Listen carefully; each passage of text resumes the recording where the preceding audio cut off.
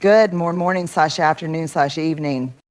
There's a quiet, dangerous myth that we often absorb as children. Be nice no matter what. We confuse being kind with being a doormat. We call it compassion, but deep down we feel it as something else: depletion, dread, sometimes even fear. Today I want to name the line. I want to draw it in bold, loving ink.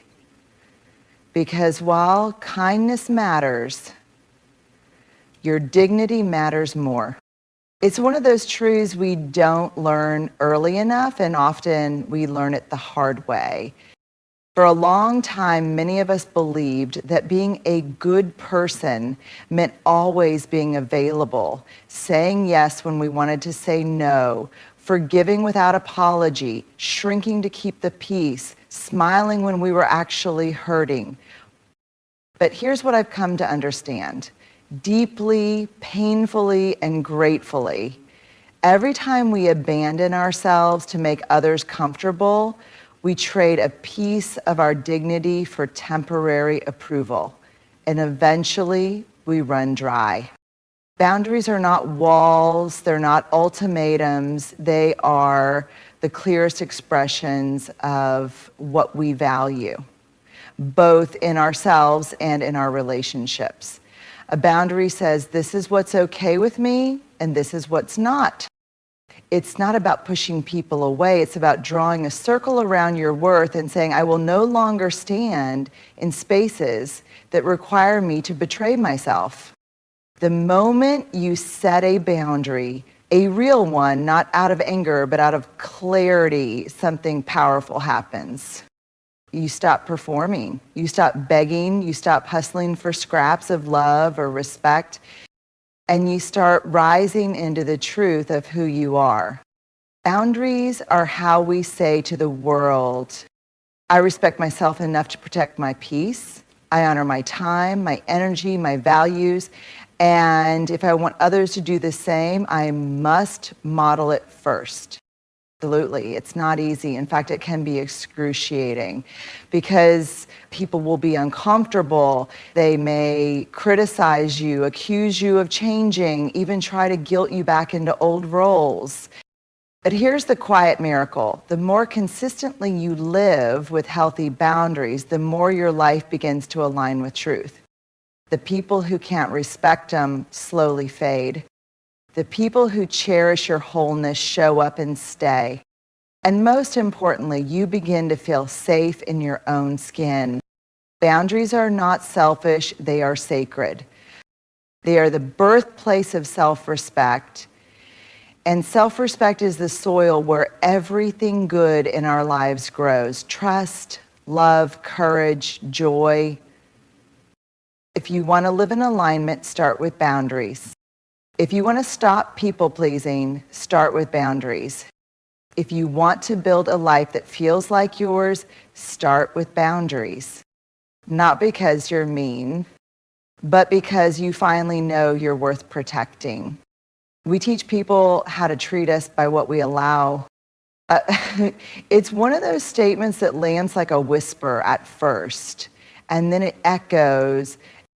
Because if we're honest, most of us have spent seasons in our lives quietly tolerating what we didn't deserve, brushing off the disrespect, making excuses for the silence, rationalizing the inconsistency. We told ourselves, maybe they're just going through something. Maybe it's not that big of a deal. Maybe if I just love harder, give more, stay longer. But here's the truth. Every time we stay silent when someone crosses a line, we're teaching them that line doesn't really matter. Every time we say it's fine when it's not fine, we are training the people around us to ignore our pain.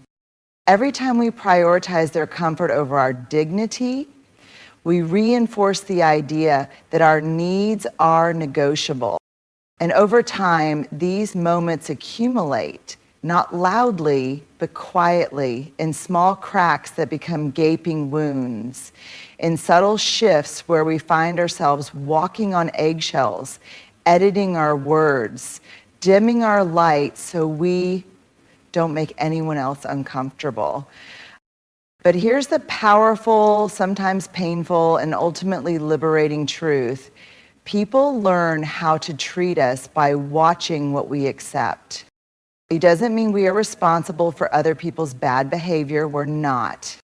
But we are responsible for the standards we uphold in our lives. We are responsible for choosing when to say, this isn't okay with me. And when we don't speak up, when we don't step back, when we don't hold people accountable, we're not just tolerating mistreatment, we're silently endorsing it. Teaching people how to treat us doesn't happen through confrontation alone. It happens through consistency, through boundaries that don't bend when they're tested, through a self-worth that isn't up for negotiation, even if it means disappointing someone we care about. And yes, it's hard. It's incredibly hard because when we start raising the bar, some people will leave, some will push back, some will call us difficult, selfish, or too much. But that's okay. Let them. Because the ones who stay, the ones who rise with us, those are the relationships built on real respect, not convenience. So if you've been accepting crumbs, it's not because you're weak. It's likely because you were trying to protect something, peace, belonging, love. But you deserve more than that. You deserve connection that doesn't require you to shrink. You deserve love that doesn't ask you to abandon yourself. And the first step, teach people how to treat you by no longer allowing what wounds you. Let's say that again, because too often we confuse the two, especially those of us who lead with big hearts and soft edges. Empathy is one of the most powerful, transformative forces we have as human beings. It's our ability to sit with someone in their pain without needing to fix it. It's the courage to say, I see you, I hear you, I don't have all the answers, but I'm here. And I'm not leaving. But empathy does not mean we abandon our boundaries. It does not mean we excuse harmful behavior. And it certainly does not mean we sacrifice our own well-being in order to carry someone else's burden. Enabling, on the other hand, is when we allow, excuse, or even protect behavior that is harmful to us, to the person doing it, or to others. It's when we blur the line between helping and rescuing. It's when we become so invested in keeping the peace or preventing pain that we stop telling the truth. Empathy says, I love you, and I believe in your capacity to grow. Enabling says, I'll absorb the consequences so you don't have to change. See the difference? One honors the other person's humanity and agency. The other unintentionally keeps them stuck. And here's where it gets tricky. Empathy without boundaries becomes enabling. It turns our compassion into self-abandonment. We stay in unhealthy relationships because they've been through so much. We excuse broken promises because they didn't mean it. We justify repeated harm because they're hurting and I don't want to make it worse. But here's the hard truth. Allowing someone to treat us poorly, even if they're hurting, isn't kindness. It's complicity. Empathy doesn't require us to betray ourselves. It invites us to care without caring, to love without losing ourselves, to witness pain without making it our job to heal it alone. In fact, one of the most loving, empathetic things we can say is, I care about you enough to tell you the truth. I won't shame you, but I also won't shield you from the impact of your behavior because I know you're capable of more. Real empathy doesn't shrink in the face of discomfort. It doesn't whisper lies to keep the relationship intact. It shows up with clarity and courage. It holds space and holds the line. So if you're someone who feels deeply, who shows up for others, who carries a heart that aches when people suffer, don't stop being empathetic. That is your strength. But remember, your empathy is not a permission slip for others to hurt you. It is not your job to absorb the consequences of someone else's choices. You are not responsible for someone else's healing, only for how you show up in your own truth. Empathy is not enabling. Empathy is love with boundaries. Empathy is presence without rescue. Empathy is powerful, but it's even more powerful when it's partnered with self-respect. That might sound harsh at first, especially if we've been raised to believe that love is soft, forgiving, and unconditional at all costs. But real love, love that honors both people, isn't just warm. It's honest, it's brave, and it's willing to say the hard things even when it's uncomfortable. Because here's what love without accountability becomes: enabling, avoidance, resentment. It's a kind of love that tiptoes, walks on eggshells, and tolerates pain in silence just to keep the peace. But that's not peace, that's appeasement. And it comes at the cost of trust, truth, and dignity.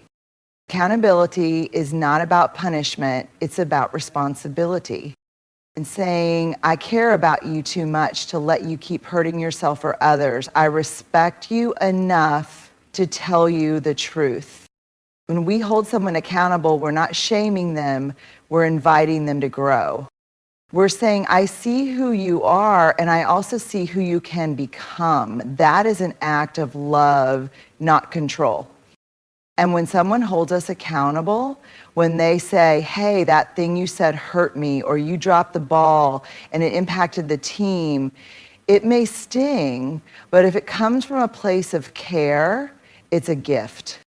They're trusting us enough to be honest. They're choosing the relationship over comfort. They're choosing growth over pretending. Think about it. The people who have shaped us the most, the mentors, friends, parents, partners, they didn't just cheer us on when we were at our best. They were willing to call us out when we needed it. They said the thing we didn't want to hear, not to hurt us, but to help us become better. That's love. Tough, brave, uncomfortable love. And we need more of it in families, in friendships, in leadership, in communities. Because a relationship without accountability isn't safe, it's shallow. You can't build trust in an environment where no one is willing to speak the truth. You can't build intimacy with someone who refuses to take ownership of how they show up. And you can't create change without a willingness to say, this behavior isn't okay, and I believe you can do better. Love isn't letting people off the hook. Love is looking someone in the eye and saying, I'm still here, but this has to change. It's the friend who says, you've been drinking too much, I'm worried about you. It's the parent who says, you don't get to talk to me that way and still expect support. It's the partner who says, I love you, but if you keep shutting me out, we won't survive. Those are the conversations that feel like conflict, but are actually commitment. They say, this matters to me, you matter to me enough to be real. So let's stop pretending that love means always being agreeable. Let's stop thinking that calling people in is the same as calling them out. Let's learn to live in the tension of both care and truth. Because accountability is not cruelty. It's not betrayal. It's not rejection. It's one of the deepest forms of love we can offer another person. And it's one of the strongest ways we show love to ourselves. Resentment is a warning sign. It doesn't come out of nowhere. It doesn't show up uninvited. It doesn't burst through the door screaming, not at first. Resentment is subtle. It starts as a tightness in your chest when you say yes, but mean no. It's the ache in your gut when your needs get overlooked again, and you say nothing again. It's the inner sigh, the forced smile, the words you swallow in the name of keeping the peace. But here's the truth.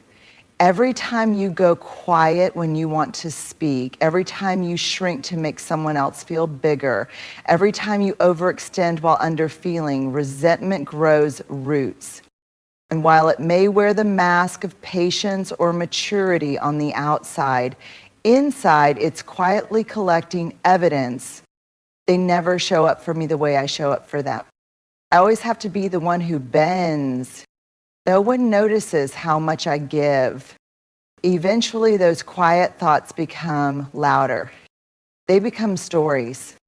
They become walls. And then when resentment finally spills over, it doesn't just sound like anger. It sounds like exhaustion, bitterness, detachment. It sounds like, I'm done. But here's the thing we often miss. Resentment's not the problem, it's the symptom. It's the body's way of saying, you've been ignoring something important and I can't hold it in anymore. It's not just emotional clutter, it's a signal, a flare in the dark, a sacred message that something is out of alignment, whether it's a lack of boundaries, an unspoken expectation, or a fear of rocking the boat. And when we ignore that message, we pay for it in our health, in our relationships, in our sense of self. Because you cannot carry the weight of chronic resentment and still move freely through your life. It's too heavy. So what do we do with resentment? We listen to it, not to indulge it, but to understand it. We ask, where am I giving too much and asking for too little? Where have I said yes when I wanted to say no? What boundary did I abandon for the sake of approval? What truth am I afraid to speak? Because here's the truth, most of us don't want to face. If we don't deal with our resentment honestly, it will do the dealing for us. It will leak out in sarcasm, in passive aggression, in distance, in cold shoulders and subtle jabs. It will damage what we were trying to protect. But when we let resentment lead us back to clarity, something powerful happens. We start choosing differently. We stop saying yes to things that deplete us. We stop trying to be everything for everyone. We start valuing our needs not as an afterthought, but as sacred. And the relationships that can hold that truth, they get stronger. The ones that can't, well, maybe they weren't built on truth to begin with. So the next time resentment rises in your body like a wave, don't just push it down or brush it off. Pause, get curious, ask what it's trying to protect, ask what it wants you to know. Because resentment is not a failure of love. It's often a failure of communication, of courage, of honoring your own needs with the same devotion you offer to others. Resentment is a warning sign, not that you're broken, but that your boundaries have been broken. And your soul is asking you to pay attention. Courage is saying enough with kindness, not rage, not blame, not venom, but clarity, conviction, love with boundaries. Because courage isn't just loud. It's not always the battle cry, the dramatic exit, the speech that finally unleashes years of silence. Sometimes courage sounds like a calm voice saying, this is not okay with me anymore. It's looking someone in the eye, someone you love, someone you fear disappointing, someone you've given 1,000 chances, and saying, I can't keep doing this. I care deeply, but I also need to care for myself. And that's the hardest kind of courage, the kind that refuses to harden your heart even when it's been bruised. The kind that doesn't scream but doesn't shrink either. The kind that doesn't dehumanize the other person even if they've crossed a line, but still stands firmly in truth. Because let's be honest, saying enough is terrifying. It means you risk disapproval. It means the dynamic might change. It means you're no longer willing to abandon yourself just to keep things comfortable for everyone else. But kindness without boundaries is not kindness. Self-erasure. And when we mistake that for love, we train ourselves and others to believe that our needs don't matter, that our exhaustion is noble, that swallowing pain is somehow the price of belonging. Courage is knowing where the line is and being willing to draw it, even if your voice shakes. It's choosing integrity over appeasement. It's holding compassion for others without abandoning compassion for yourself. Saying enough doesn't mean you don't love them. It means you finally love yourself too. It means you believe in relationships that can hold truth, not just comfort. And here's the truth. You can be kind and clear. You can be soft and strong. You can say this isn't working for me without making the other person bad or wrong, just not right for where you're going next. Because real kindness doesn't come from people pleasing. It comes from honoring what's honest. It comes from choosing what is healthy, even if it's hard. So when you find yourself at that edge, when your soul is tired, when your boundaries have been bruised, when the same pattern keeps repeating,